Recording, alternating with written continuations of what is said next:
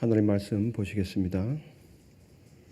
고린도전서 14장 33절에서 40절 말씀까지 교독하십니다.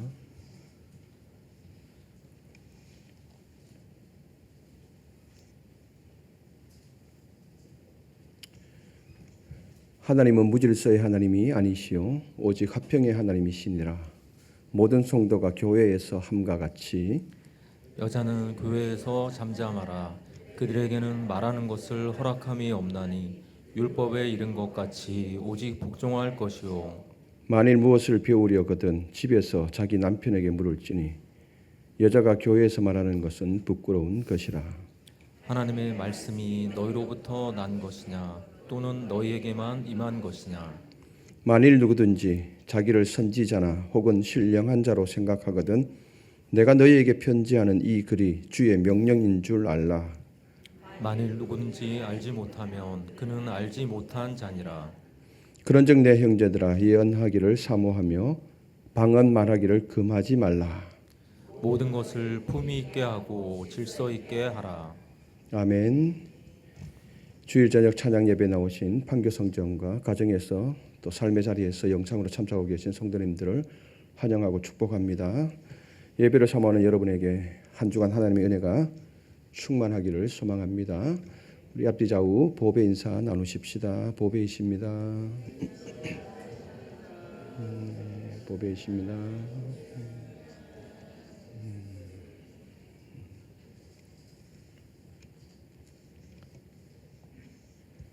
오늘 본문은 은사에 대한 논쟁을 마무리하는 결론 부분입니다. 오늘 본문을 깊이 이해하기 위해서는 2000년 전 이 초대교회의 예배 형태를 우리가 생각해 보아야 합니다. 그리고 그때 당시 고린도 교회 및 예배의 모습 속으로 잠시 들어가야 우리가 이 본문을 또 이해할 수가 있습니다.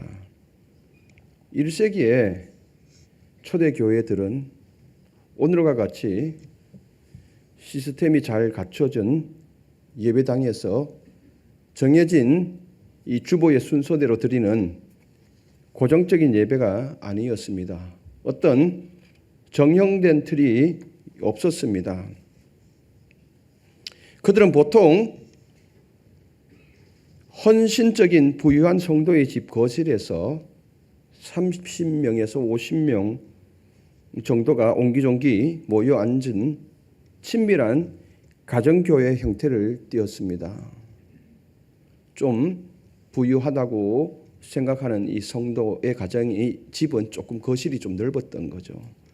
그곳에서 한 2, 3, 40명, 50명 많게는 이렇게 옹기종기 모여 앉아서 예배를 드렸던 것입니다. 예배의 순서는 매우 역동적이었습니다. 먼저 준비된 식탁의 교제를 나눕니다. 그 집에서 조금 준비를 하고 또 각자가 집에서 가져온 음식들을 내놓으면서 식탁의 교제를 먼저 가지죠. 그리고 식탁이 끝날 쯤 되어서 누군가가 성령의 감동으로 시편을 선창을 하게 됩니다. 그리고 이제 그 시편 선창이 찬양이 끝나고 나면은 그 뒤를 이어서 정해진 순서에서 다른 누군가가 일어나서 하나님의 말씀을 가르치거나 복음을 가르치게 됩니다. 그리고 이제 그 순서가 또 이어지면은 또 곧 다른 사람은 받은 은혜를 나누고 또 어떤 사람은 자기가 살아온 간증의 이야기를 나누는 모두가 참여하는 예배였던 것이죠. 얼마나 뜨겁고 생동감이 넘쳤겠습니까? 그야말로 그 예배 자체가 살아있는 예배인 거죠. 이게 그 당시의 예배의 형태였고 형식이었습니다. 그런데 문제는 이 아름다운 성령의 역동성이 인간의 이기적인 교만과 만나면서 예배당이 무질서한 혼란으로 빠져드는 경우가 흔한 일이 되었던 것입니다. 좁은 거실에 모여 앉아 예배를 드리는데 갑자기 서너 명의 성도가 자기가 더 신령함을 드러내기 위해서 다른 사람들이 알아듣지 못하는 방언을 큰 소리로 외칩니다. 여러분, 이 공간에서도 한두 서너 명이 방언으로 큰 소리로 하면은 거슬리죠. 방해가 되죠. 그런데 거실 그래봐야 몇 평 정도 되겠습니까? 그 좁은 거실에서 그렇게 자기의 신령함을 가시한다고 방언으로 말합니다. 그리고 누군가는 앞에서 진지하게 하나님의 말씀을 전하는데 대언하고 있는데 지적 호기심이 가득 찬 사람들이 불쑥 끼어들어서 손을 들면서 당신이 지금 전하고 있는 말씀에 대해서 내가 질문할 것이 있다라고 하면서 손을 들어서 질문을 합니다. 그래서 끼어들어서 가르침을 끊고 무리하게 논쟁으로 이끌어가게 됩니다. 성령의 자유라는 명목하에 나의 영적 우월감을 가시함으로 예배가 무질서로 흘러가는 경우가 종종 있었습니다. 예배 시작은 있었지만 끝이 없는 상황도 발생하게 되었던 거죠. 지금은 그렇지 않죠. 분명하게 주일 낮 예배를 보면 시작이 있고 끝이 분명하게 있습니다. 이런 혼란한 교회를 향해서 사도 바울은 참된 영성이 무엇이며 우리가 드려야 할 예배의 본질이 무엇인지 가르쳐주고 있습니다. 오늘 본문을 통해서 두 가지만 생각해 보시겠습니다. 첫째, 무질서를 넘어서는 화평의 예배를 사모해야 합니다. 바울은 고린도 교인들의 영적 무질서를 책망하면서 근본적인 신학의 주제를 말합니다. 33절을 우리 다시 한번 읽어보실까요? 무질서의 하나님이 아니시오 오직 화평의 하나님이시니라. 모든 성도가 교회에서 함과 같이. 아멘. 사도 바울은 예배의 출발은 하나님이 어떤 분인가에 뿌리를 두어야 한다고 합니다. 하나님의 성품이 교회의 예배 문화를 만들며 교회를 교회답게 한다는 것입니다. 우리가 예배당에서 보여주는 태도와 질서는 단순히 예배의 매너의 문제가 아닙니다. 그것은 곧 우리가 믿는 하나님이 어떤 분이신가를 세상에 보여주는 거울이기도 합니다. 그렇기 때문에 교회의 이 모임들은 예배는 잘해야 합니다. 이게 바로 세상 사람들이 보는 거울이 되기 때문에 그렇습니다. 저분들의 삶의 모습이, 저분들의 예배의 모습이 바로 하나님은 저런 분이시구나를 비춰주기 때문에 그렇습니다. 오늘 여기서 하나님은 무질서의 하나님이 아니시오. 이 무질서라는 단어는 안정이 파괴된 폭동이나 걷잡을 수 없는 혼돈을 뜻합니다. 바울은 고린도 교회 성도들에게 묻고 있는 것입니다. 너희가 믿는 하나님이 그렇게 무질서하고 파괴적이며 혼란스럽고 이기적인 분이시냐라고 질문을 하고 있습니다. 절대 그렇지 않죠. 우리 하나님은 화평의 하나님이시라. 화평은 곧 샬롬을 뜻합니다. 화평이라는 헬라어 단어는 관계가 제자리를 찾고 공동체가 하나로 세워지고 그래서 서로가 서로를 살리는 상태를 말합니다. 모든 것이 살아나는 상태가 바로 화평이요 샬롬이라는 것입니다. 그러면 여러분들, 나는 사람을 살리고 있는가? 주위의 환경을 살리고 있는가? 아니면 죽이고 있는가? 다운시키고 있는가? 그러면 분명히 나타나죠. 나는 화평의 사람인지 화평의 사람이 아닌지 분명하게 드러나는 것입니다. 내 소리만 높이는 것이 아니라 서로에게 자리를 내어주고 소외되는 사람 없이 모두가 사랑으로 연결된 충만한 조화로움이 바로 샬롬입니다. 우리 반석교회 예배 공동체가 서로가 서로를 세워주고 살리는 샬롬 공동체가 되기를 소망합니다. 이어지는 34절과 35절에서 바울은 화평을 유지하기 위해서 다시 한 가지 주제로 들어가고 있습니다. 34절, 35절 다시 한번 읽어보십시다. 여자는 교회에서 잠잠하라. 그들에게는 말하는 것을 허락함이 없나니 율법에 이른 것 같이 오직 복종할 것이요 만일 무엇을 배우려거든 집에서 자기 남편에게 물을지니 여자가 교회에서 말하는 것은 부끄러운 것이라. 아멘.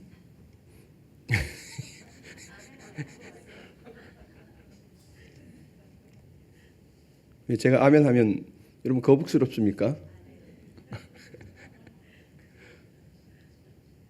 여자는 교회에서 잠잠하라. 34절과 35절은 성경 본문 중에서 가장 조심스럽게 읽어야 하는 구절입니다.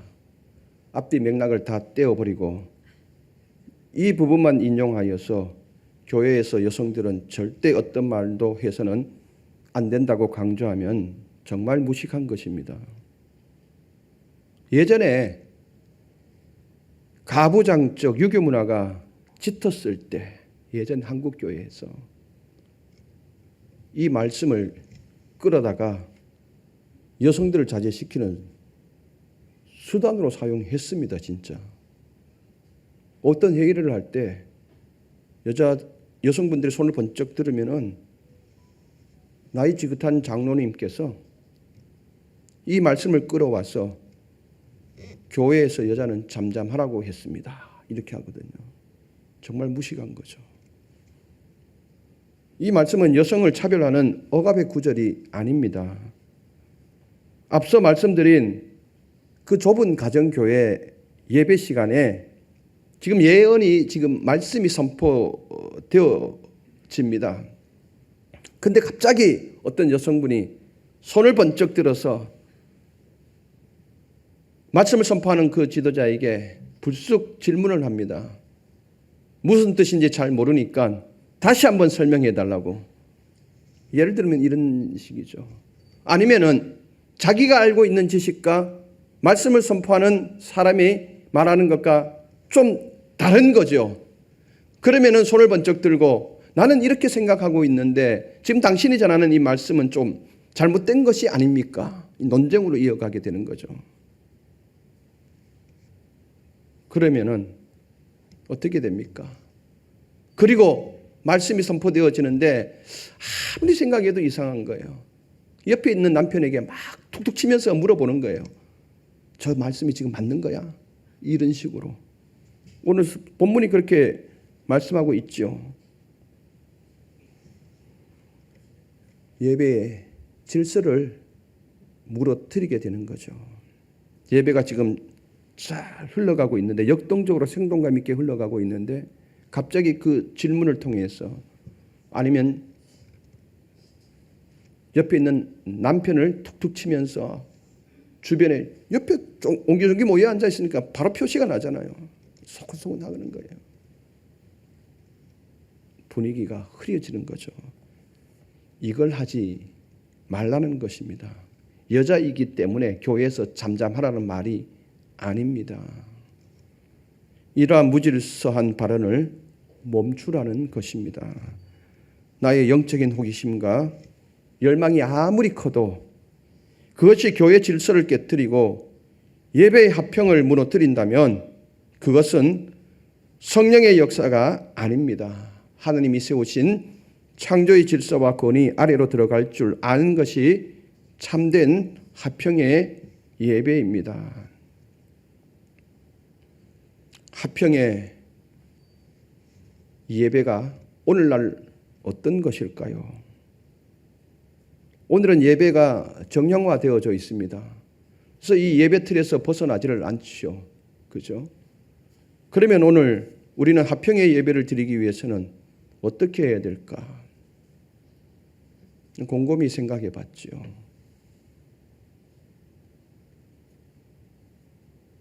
예배 분위기를 흐트리지 않기 위해서는 어떻게 해야 될까? 제가 우리 교회만 해도 너무나 많은 것이 있습니다. 첫 번째, 핸드폰. 저는 핸드폰으로 성경 말씀 찾는 거 좋아하지 않습니다. 왜냐하면은 대부분 청년들은 성경책 안 들고 다니죠. 여기 청년들 많이 있지만은 핸드폰으로 어플을 통해서 성경을 봅니다. 성경만 봅니까? 성경을 보다가 카톡이 울리면은 카톡을 하긴 해요, 안 해요? 하긴 하죠. 당연히. 성인들도 마찬가지죠.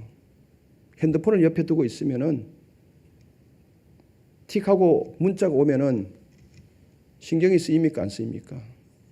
본인만 신경 쓰입니까?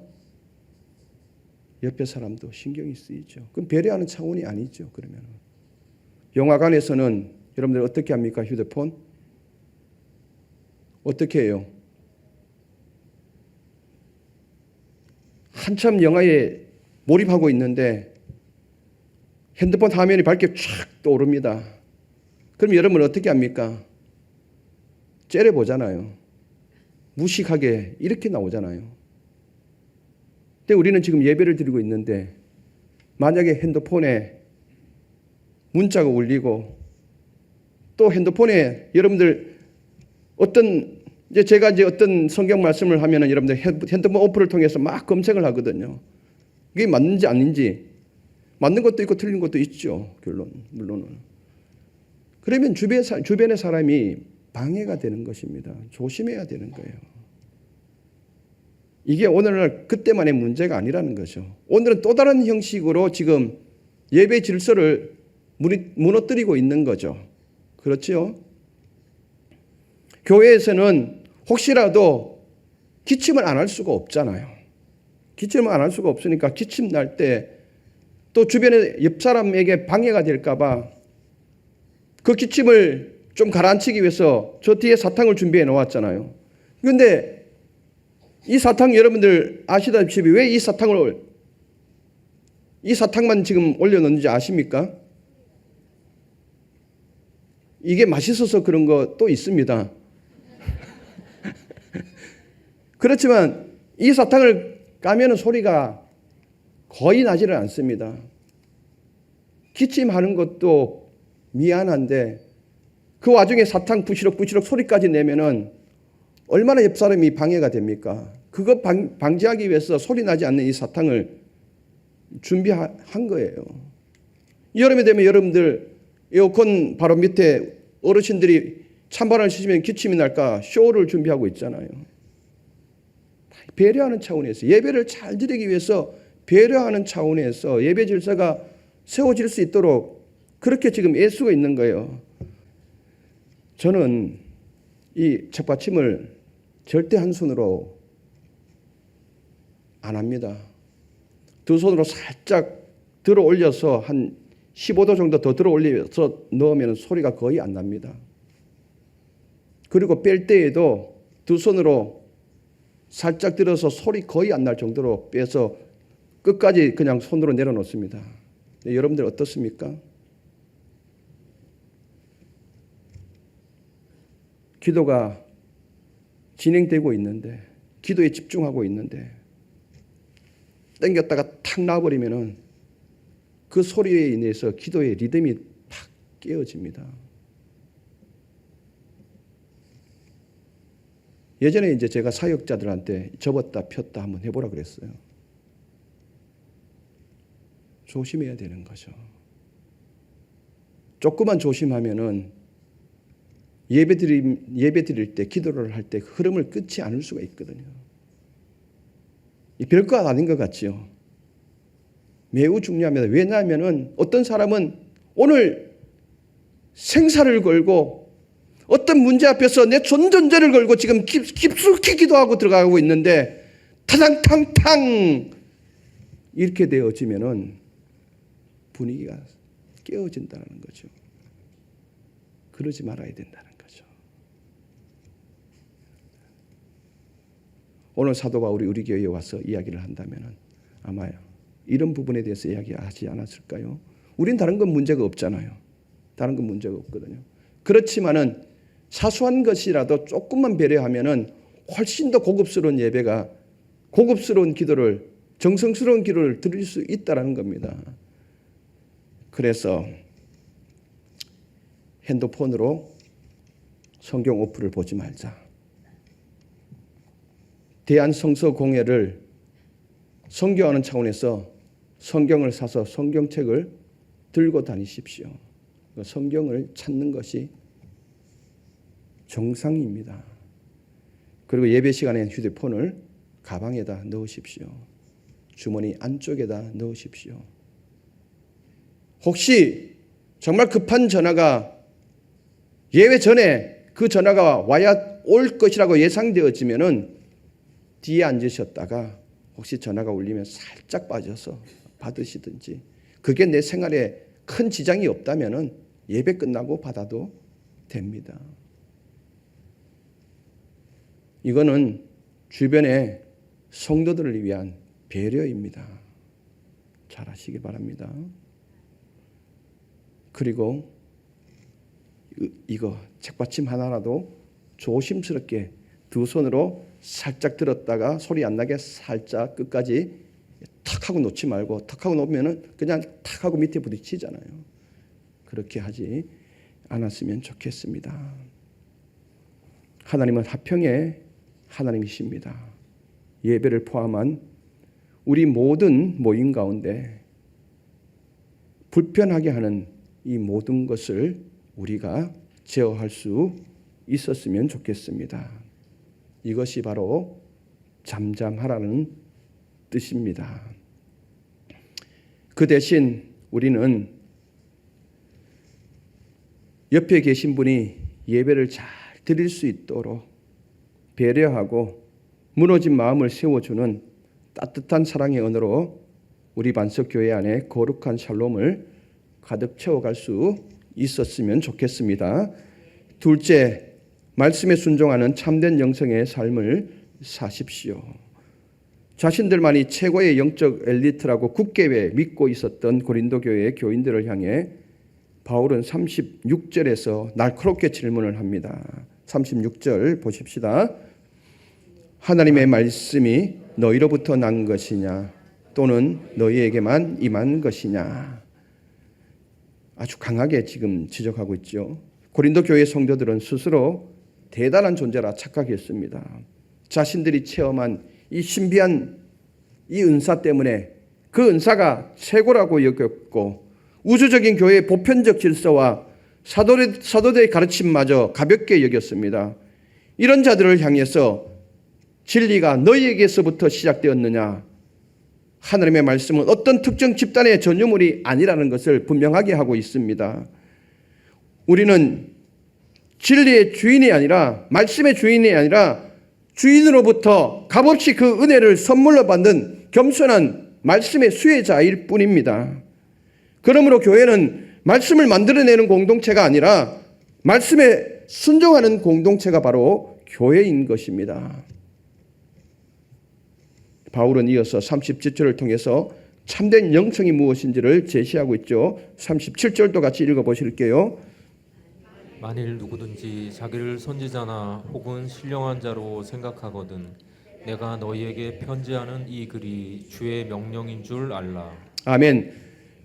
그 당시 고린도 교회에 은사를 받은 사람들은 마치 기도를 오래 하고 환상을 보고 남들이 못하는 능력을 행하면 그를 신령한 자라고 생각했습니다. 37절에서 자기를 선지자나 혹은 신령한 자로 생각하거든 이라고 이야기를 하죠. 여기서 선지자라는 말은 하나님의 뜻을 분별하고 전한다고 여겨지는 사람들을 일컫습니다. 그리고 신령한 자라는 말은 자신을 성령의 사람으로, 영적인 분별력 있는 사람으로 생각하는 자를 일컫습니다. 사도 바울은 그런 자라 할지라도 내가 쓴 너희에게 편지한 이 글이 주의 명령인 줄 알라는 것입니다. 이 글이 주의 명령, 이 글은 어떤 글을 말합니까? 고린도전서에서 가르치고 있는 이 교훈들, 특별히 14장에서 예배 질서를 위해서 쓴 지침들이 있지 않습니까? 방언은 공동 예배 시에 방언을 하려거든 반드시 통역이 있을 때만 방언을 하라. 그리고 예언은 순서대로 하라. 말씀을 전하려고 하면은 그 순서를 정해서 그 말씀을 전하라는 것입니다. 그리고 은사는 반드시 교회에 덕을 세워야 한다. 이것을 말하는 거죠. 이것이 바로 주의 명령인 줄로 생각하라는 것입니다. 그러므로 참된 영성은 신비한 기적에 있는 것이 아니라 강단에서 선포되어지는 하나님의 말씀과 교회의 질서 앞에 자신의 고집을 꺾고 순종하는 태도에 바로 참된 영성이 있는 것입니다. 내가 아무리 하늘의 언어를 말하는 대단한 은혜를 체험했어도 그것이 곁에 있는 형제 자매를 무례하게 대하거나 주의 명령에 불순종의 도구로 쓰인다면 성령의 충만이 아니라 육신의 교만인 것이죠. 그래서 바울은 38절에서 주의 명령을 인정하고 받아들일 것을 권면하고 있습니다. 38절로 한번 가보실까요?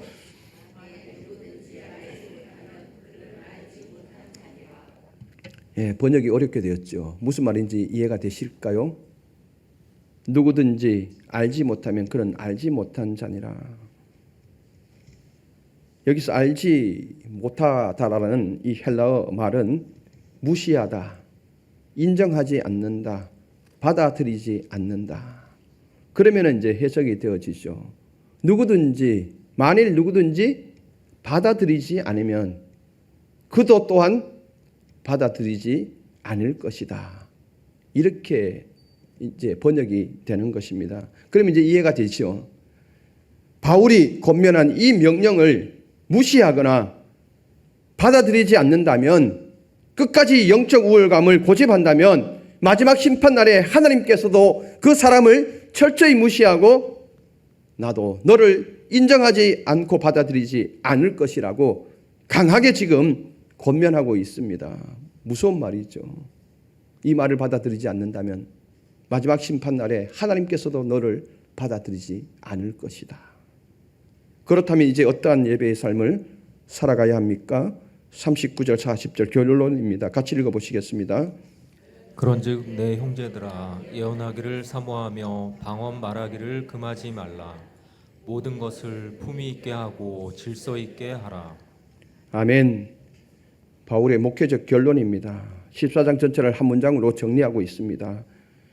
먼저 방언보다 예언의 우선성을 말합니다. 왜냐하면 앞에서 밝힌 바와 같이 방언은 개인 신앙생활에 유익을 주지만 예언은 사람들을 소통케 하는 언어로서 덕을 세웁니다. 즉 서로를 세워주고 권면을 하고 위로하며 그리하여 교회를 세우기 때문에 개인의 유익보다 공동체의 유익 차원에서 볼 때에 방언보다는 예언의 우선시 되어야 함을 먼저 가르치고 있습니다. 여기서 예언은 뭐라고 제가 말씀드렸습니까? 하나님의 말씀이라고 말씀드렸죠. 이 하나님의 말씀, 공동체에 유익을 주는 하나님의 말씀이 우선시 되어야 한다. 방언을 금하지는 않았습니다. 그러면서 바울은 방언도 말할 마음껏 하고 예언도 더 열렬히 사모하되, 그러나 이 모든 뜨거운 신앙의 열정은 반드시 두 가지의 아름다운 옷을 입을 것을 권면하고 있습니다. 바로 오늘 제목인 품위 있게 그리고 질서 있게라는 옷을 입을 것을 우리에게 가르쳐주고 있습니다. 모든 것을 품위 있게 하라. 이 품위 있다라는 이 말은 세상과 이웃 앞에서 성도 간에 무례히 행하지 않고 덕이 되는 선한 태도를 갖추라는 뜻이 이 품위 있게라는 것입니다. 좋은 말인 것 같습니다. 여러분들, 그러면 우리는 품위가 있습니까? 할렐루야. 성도 간에 무례히 행치 않고, 사랑은 무례히 행치 않고, 덕이 되는 선한 태도가 품이 있다라는 겁니다. 또 질서 있게라라는 이 말은 내 차례를 기다리며 공동체 전체의 아름다운 화음을 이루어내라는 뜻입니다. 호기심이 가득해도 네 차례가 될 때까지 참고 있어라. 그래서 예배의 질서를 아름답게 세워가라는 것입니다. 은사가 아무리 뛰어나고 열정이 아무리 불타올라서 헌신과 봉사를 많이 한다 해도 그것이 형제 자매를 배려하는 품위와 공동체를 생각하는 질서의 옷을 입지 않는다면 그것은 예배와 헌신의 가면을 쓴 폭력일 것입니다. 폭력일 따름입니다. 귀한 말을 하고 있잖아요. 열심히 헌신하고 열심히 예배 생활하고 봉사하고 섬깁니다. 그런데 그것이 교회 형제 자매를 배려하는 품위의 옷을 입지 않고 공동체를 생각하는 질서의 옷을 입지 않는다면 그것은 예배와 헌신을 둔갑한 폭력일 따름이라는 겁니다. 우리는 그렇게 쓰지 않잖아요. 말씀을 맺습니다. 여러분, 성령께서 부어주시는 은혜를 맹렬히 사모하시기를 바랍니다. 그리고 예배도 잘 드리십시오. 헌신도 최선을 다하시기를 바랍니다. 이러한 뜨거운 신앙의 발걸음이 나보다 남을 낮게 여기는 정중한 품위와 교회의 화평을 지켜내는 아름다운 질서의 자욱으로 남기를 바랍니다. 그래서 우리 반석교회 예배 공동체에 속한 성도님들이 모든 삶과 예배 가운데 화평과 질서의 하나님을 가장 잘 드러내는 품이 있고 그리고 질서 있는 옷을 다 입을 수 있기를 바랍니다. 그래서 주변의 사람들이 우리를 봤을 때, 야, 정말 아름답다, 정말 멋있다 라는 귀한 소식을 듣는 공동체 되었으면 좋겠습니다.